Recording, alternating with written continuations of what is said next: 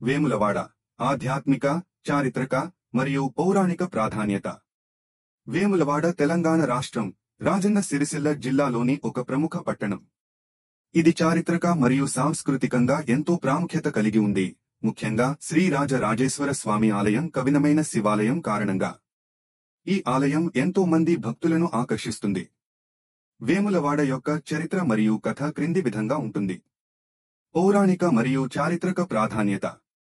వేములవాడ అనే పేరును 2 భాగాలు కలిపి ఏర్పడినట్లు భావిస్తున్నారు.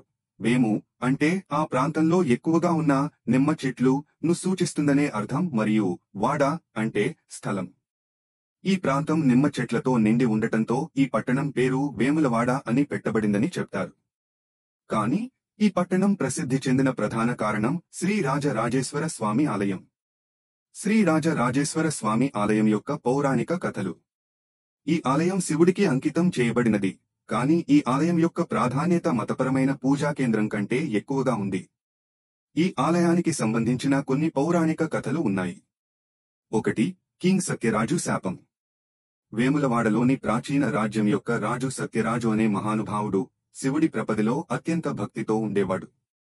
శివుని కృప పొందడానికి అతను దీర్ఘకాలం పణితం చేశాడు.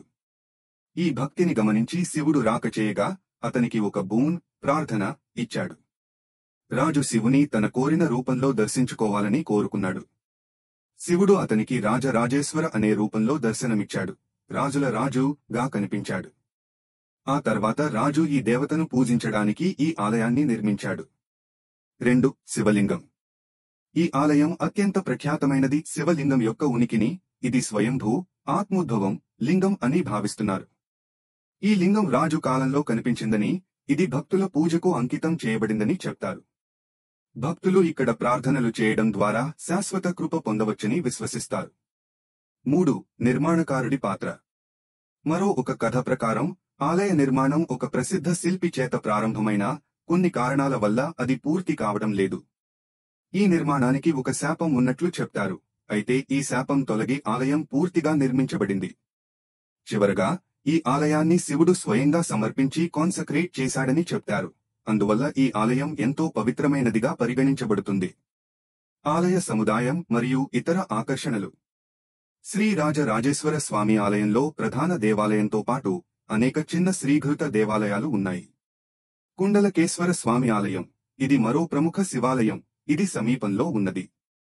రాజన్న ఆలయం, ఇది ఒక స్థానిక దేవత రాజన్నకు అంకితం చేయబడింది, ఇది ప్రాంతీయ రక్షక దైవంగా పరిగణించబడుతుంది. కాకతీయ కాలం యొక్క భవనాలు.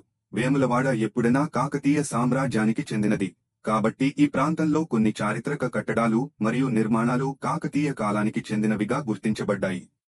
భక్తి, పర్యటన మరియు సాంస్కృతిక ప్రాధాన్యత. వేములవాడ ఒక ప్రముఖ పుణ్యక్షేత్రంగా మారింది, ముఖ్యంగా శివభక్తులకు. ఈ పట్టణం ప్రతి సంవత్సరము మహాశివరాత్రి, కార్తీక మాసం మరియు ఇతర మతపరమైన వేడుకల సమయంలో భారీ భక్తులను ఆకర్షిస్తుంది. ఆలయం ప్రతి సంవత్సరము వేములవాడ ఆలయ ఉత్సవంను నిర్వహిస్తుంది. ఇందులో భక్తులు వివిధ పూజలు, ఊరేగింపులు మరియు చేయడానికి పాల్గొంటారు. నవీన కాలంలో వేములవాడ చారిత్రకంగా ప్రాముఖ్యమైన పట్టణం కాగా, ఇది ఇప్పటికీ సున్నితమైన మరియు శాంతియుతమైన పట్టణంగా ఉండి కేవలం భక్తులే కాదు, తెలంగాణ యొక్క సాంస్కృతిక మరియు ఆర్కిటెక్చర్ హెరిటేజీ మీద ఆసక్తి ఉన్న పర్యాటకులను కూడా ఆకర్షిస్తుంది. పట్టణం ఆధునిక కాలంలో అభివృద్ధి చెందింది. అనేక బేసిక్ మౌలిక సదుపాయాలు ఏర్పడినప్పటికీ దాని ఆధ్యాత్మిక గుణం కొనసాగుతోంది.